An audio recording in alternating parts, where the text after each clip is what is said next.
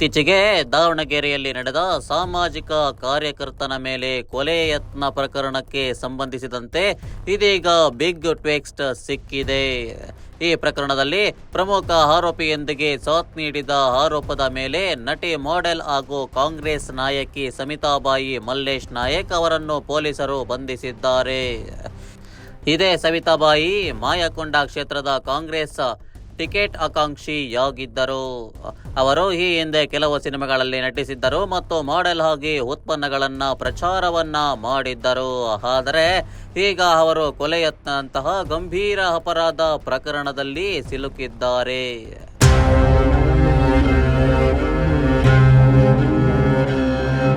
November 10ರಂದು ಸಾಮಾಜಿಕ ಕಾರ್ಯಕರ್ತ T. Azgar ಅವರ ಮೇಲೆ ಮಾರಕಾಸ್ತ್ರಗಳಿಂದ ಭೀಕರ ದಾಳಿ ನಡೆದಿತ್ತು.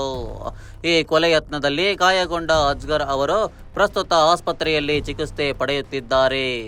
ಈ ಕೊಲೆಗೆ ಯತ್ನಿಸಿದ ಪ್ರಮುಖ ಆರೋಪಿ ರೌಡಿ ಶೀಟರ್ ಖಲೀದ್ ಪೈಲ್ವಾನ್ ಬಂಧಿತ. ಸವಿತಾಬಾಯಿ ಅವರ ಮೇಲೆ ಈ ಕೊಲೆ ಯತ್ನಕ್ಕೆ ಖಲೀದ್ ಪೈಲ್ವಾನ್ಗೆ ಸಹಾಯ ಮತ್ತು ಸಹಕಾರ ನೀಡಿದ ಆರೋಪವಿದೆ.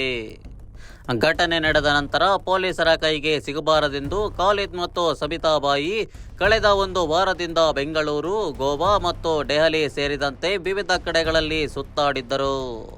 ಅಂತಿಮವಾಗಿ ಖಚಿತ ಮಾಹಿತಿ ಪಡೆದ ದಾವಣಗೆರೆ ಆಜಾದ್ ನಗರ ಪೊಲೀಸರು ಕಾಂಗ್ರೆಸ್ ನಾಯಕಿಯಾದ ಸವಿತಾಬಾಯಿ ಮಲ್ಲೇಶ್ ನಾಯಕ್ ಅವರನ್ನು ಬಂಧಿಸುವಲ್ಲಿ ಯಶಸ್ವಿಯಾಗಿದ್ದಾರೆ.